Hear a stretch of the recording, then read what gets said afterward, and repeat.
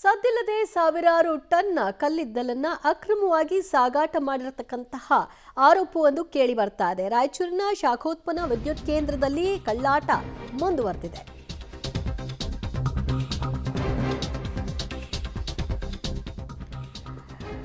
ರಾಯಚೂರಿನ ಶಾಖೋತ್ಪನ್ನ ವಿದ್ಯುತ್ ಕೇಂದ್ರದಲ್ಲಿ ಸಾವಿರಾರು ಟನ್ ಗಟ್ಟಲೆ ಕಲ್ಲಿದ್ದಲನ್ನ ಅಕ್ರಮವಾಗಿ ಸರಬರಾಜು ಮಾಡಿರುವಂತಹ ಆರೋಪ. ಕಲ್ಲಿದ್ದಲು ರೇಕ್ನ ಮ್ಯಾಗಾನ್ಗಳ ಕ್ಲೀನಿಂಗ್ ಹೆಸರಿನಲ್ಲಿ ಕಳ್ಳತನ ಆಗಿದೆ. ಬೆಳಗಾವಿಯ ಇಂಧನ ಸಚಿವ ಕೆಜೆ ಜಾರ್ಜ್ ಈ ಕುರಿತಾಗಿ ಬೆಳಗಾವಿಯಲ್ಲಿ ಪ್ರತಿಕ್ರಿಯೆಯನ್ನು ಕೂಡ ಕೊಟ್ಟರು. ಪ್ಲಾಂಟ್ ಹೊರಗೆ ಕಳ್ಳ ಸಾಗಣೆ ಆದರೆ ನಮ್ಮ ಜವಾಬ್ದಾರಿ, ಈ ಬಗ್ಗೆ ತನಿಖೆಗೂ ಕೂಡ ಸೂಚನೆ ಕೊಡ್ತೀವಿ ಅಂತ ಸಚಿವರು ಹೇಳಿದ್ದಾರೆ.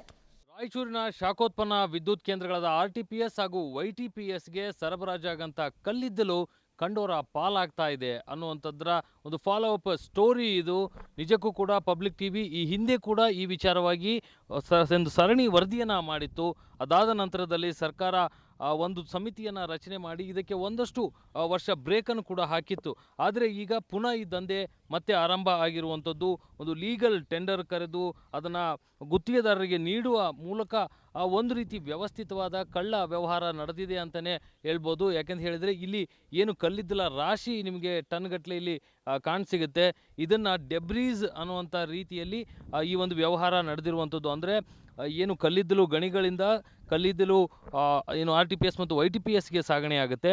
ಅಲ್ಲಿ ಡಂಪನ್ನು ಮಾಡಿ ನಂತರದಲ್ಲಿ ಹೊರಗಡೆ ಬರ್ತಕ್ಕಂಥ ಕಲ್ಲಿದ್ದಲಿನ ರೇಕ್ಗಳ ಏನು ವ್ಯಾಗನ್ಗಳಿರ್ತವೆ ಅವುಗಳ ಒಂದು ಸ್ವಚ್ಛತೆಯ ಹೆಸರಿನಲ್ಲಿ ನಡೆದಿರ್ತಕ್ಕಂಥ ಕಳ್ಳ ದಂಧೆ ಇದು ಅಂತ ಹೇಳ್ಬೋದು. ಯಾಕೆಂದರೆ ಅದರಲ್ಲಿ ಉಳಿದಿರ್ತಕ್ಕಂಥ ಡೆಬ್ರೀಸನ್ನು ರೈಲ್ವೆ ನಿಲ್ದಾಣದಲ್ಲಿ ಸ್ವಚ್ಛತೆ ಮಾಡಿ ಅದಲ್ಲಿ ಬಂದಂಥ ಕಸ ಕಡ್ಡಿಯನ್ನು ಮಾರಾಟ ಮಾಡಲಿಕ್ಕೆ ಒಂದು ಟೆಂಡರನ್ನು ಕೊಟ್ಟಿರ್ತಾರೆ. ಆದರೆ ಇದನ್ನು ನೀವು ಕಸ ಕಡ್ಡಿ ಅಂತ ಕರಿಬಹುದಾ ಅನ್ನುವಂತಹ ಪ್ರಶ್ನೆ ಈ ಹಿಂದೆ ಕೂಡ ನಾವು ಅಧಿಕಾರಿಗಳಿಗೆ, ರೈಲ್ವೆ ಇಲಾಖೆಗೆ ಮತ್ತು KPCಗೆ ಪ್ರಶ್ನೆ ಮಾಡಿದ್ವಿ. ಇಲ್ಲ, ಇದು ನಿಜಕ್ಕೂ ಅಕ್ರಮ ಅನ್ನುವಂಥ ನಿಟ್ಟಿನಲ್ಲಿ ಒಂದು ತನಿಖಾ ತಂಡವನ್ನು ರಚನೆ ಮಾಡಿ ಒಂದು ರೀತಿ ತನಿಖೆಯನ್ನು KPC ಮಾಡಿತ್ತು.